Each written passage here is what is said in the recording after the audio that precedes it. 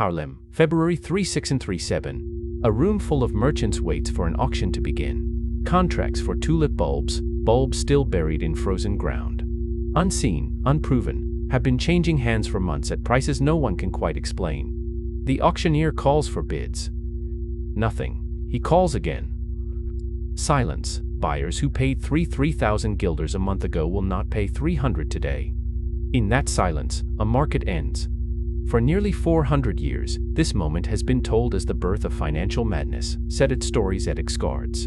The first bubble, the ruin of a nation. Almost none of that is true. 6766 and 28.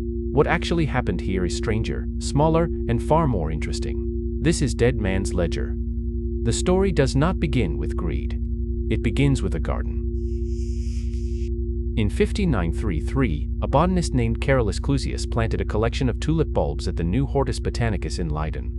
Clusius was not a merchant. He was a scientist, obsessive about rare specimens, and famously reluctant to sell or share his stock. The tulip was new to Europe, a Central Asian flower. Imported through Ottoman trade routes, utterly unlike anything growing in Dutch soil. It did not behave like other flowers. It multiplied slowly, it could not be rushed. And some bulbs, for reasons nobody then understood, produced petals streaked with flame, like patterns of color. No two ever quite the same. By the 1620s, the tulip had become something else entirely, a status symbol. The Dutch Republic was, at that moment, one of the richest societies on earth. Amsterdam's merchants were growing wealthy on global trade. 920 turds, spices, textiles, shipping, and they wanted ways to display that wealth. A rare tulip, especially a broken one with painterly streaks of color, was perfect. It was beautiful, scarce, and utterly impossible to mass produce. Owning one said, "I have arrived." The most coveted variety was called Semper Augustus, always majestic. Its reputation spread faster than the bulb itself ever could. Here is the detail almost no one knew at the time. The very thing that made these tulips so extraordinary, those streaks of color breaking across the petals, was not a triumph of breeding. It was a disease.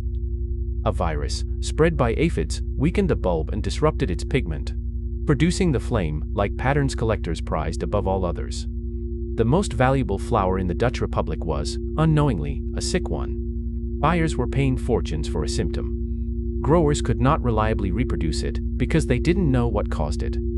That unpredictability, that scarcity born of accident, is what set the stage for everything that followed. By the mid-1630s, something had changed in how tulips were bought and sold. Trade moved out of professional growers' fields and into taverns. Ordinary townspeople, innkeepers, weavers, small merchants, began forming informal trading clubs, sometimes called colleges, meeting over beer to buy and sell tulip contracts. And crucially, these were often not sales of bulbs in hand. They were sales of bulbs still in the ground.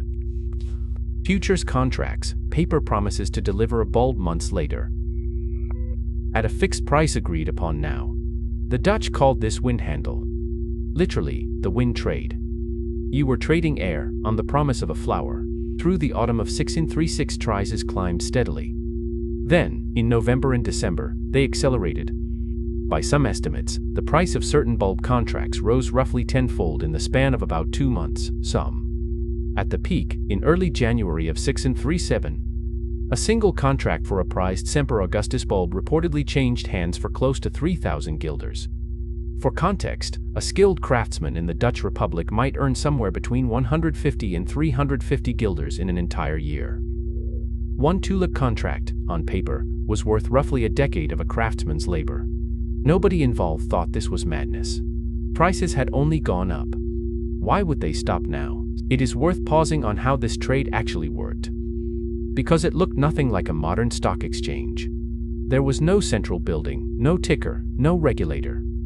Deals were struck by handshake in candlelit rooms, formalized later by a notary, often fueled by wine.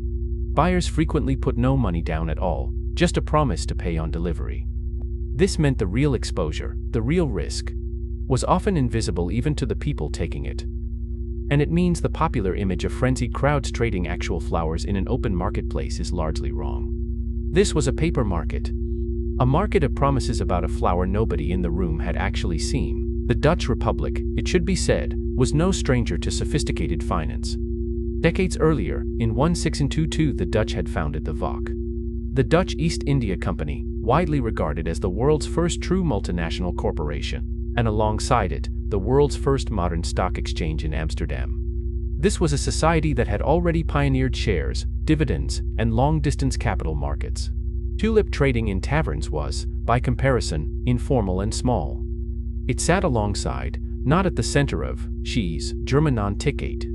It sat, on Noordschapdam, one of the most advanced financial systems on the planet. That contrast matters. This wasn't a primitive people discovering money for the first time. It was a sophisticated economy, briefly overexcited about flowers. Then, in Haarlem, on the 3rd of February 1637, a routine bulb auction failed. Buyers who had reliably shown up for months simply did not come. The auctioneer could not find takers even at reduced prices. Word spread within hours, then days. Buyers everywhere began refusing to honor contracts they had signed only weeks before. Sellers, holding paper promises now worth a fraction of their face value, had no way to force payment. The wind trade had no court, no clearinghouse, nothing to enforce it. Within weeks, prices for common bulb contracts are estimated to have collapsed by something close to 99%. On paper, fortunes evaporated overnight. But here is where the popular story and the historical record sharply diverge. The image most people carry, of a nation plunged into depression, of ruined chimney sweeps and bankrupt sailors, of a single bulb trading for the price of an Amsterdam canal house, Den Nyan, comes almost entirely from one source, a book written by Charles Mackay in 1844, 200 years after the events, titled Extraordinary Popular Delusions and the Madness of Crowds.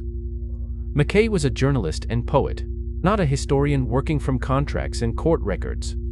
He was writing moral entertainment about the folly of crowds. And Tulip Mania made an irresistible parable. Modern archival historians, Anne Goldgar chief among them, have gone back to the actual notarial records. They find no mass bankruptcies, no documented suicides tied to the crash, no evidence of a broader Dutch recession. Depression. What they find instead is a relatively contained dispute among a few thousand people, mostly resolved, city by city, through ordinary legal process. The actual resolution was almost bureaucratic. On the 24th of February 1637, Amsterdam's Florists Guild proposed converting the failed futures contracts into options, giving buyers a way out by forfeiting a small percentage of the contract's value rather than the whole sum. Then, on the 27th of April, the states of Holland stepped in directly.